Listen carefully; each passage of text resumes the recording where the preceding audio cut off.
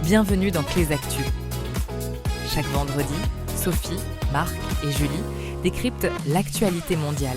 Cette semaine, nous plongeons au cœur des finances publiques françaises, nous analysons la situation tendue des hôpitaux privés, nous faisons le point sur un important procès de trafic de cocaïne en Côte d'Ivoire et nous nous penchons sur les défis de l'industrie du transport en Europe.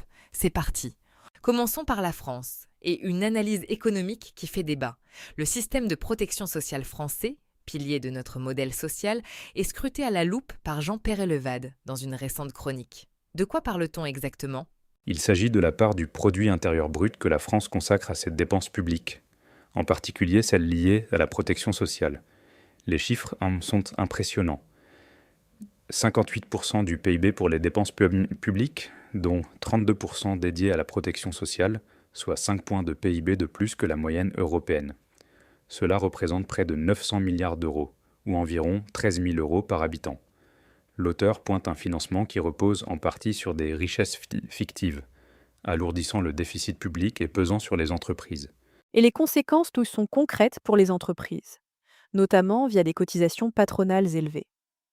Le système est jugé trop complexe, opaque, et freine l'innovation et la compétitivité. L'enjeu est de taille. Comment maintenir ce modèle solidaire sans compromettre la santé économique du pays ? Restons en France, mais dans le secteur de la santé.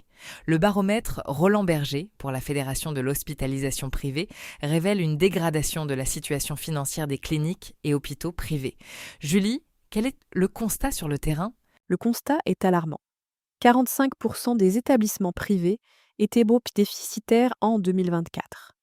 Une hausse significative par rapport à 2021. La perte nette collective s'élève à 800 millions d'euros pour les plus en difficulté. Les services critiques comme les urgences, la réanimation et la maternité sont particulièrement touchés, avec des taux de déficit très élevés. Plusieurs facteurs expliquent cette situation. L'inflation, dont les coûts ne sont pas intégralement répercutés, représente un manque à gagner estimé à 1 milliard d'euros depuis 2021. De plus, la dépendance aux tarifs fixés par l'État, qui couvre 90% des ressources, et une réforme tarifaire pénalisante pour certains services, aggrave la crise.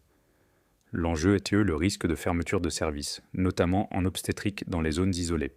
Changeons de continent pour nous rendre en Côte d'Ivoire, où se tient le procès en appel d'un important réseau international de trafic de cocaïne. Marc, quel est le contexte de cette affaire ? Cette affaire, qui s'étend de l'Amérique du Sud à l'Europe, en passant par l'Afrique de l'Ouest, met en lumière les ramifications complexes du narcotrafic international. Le cerveau présumé, Miguel Ángel Devesa Mera, un ancien policier espagnol, est au cœur des accusations. L'affaire rappelle aussi des épisodes passés comme Air Cocaïne, au Mali, en 2009. Lors de la 3e audience, les témoignages sont tendus. Devesa Mera continue d'accuser certains co-accusés, tout en disculpant d'autres. D'autres figures clés, comme des hommes d'affaires et des gérants de sociétés écrans, sont impliqués. Le procès est marqué par un jeu d'accusations et de dénégations, soulevant des questions sur la justice et la lutte contre ces réseaux.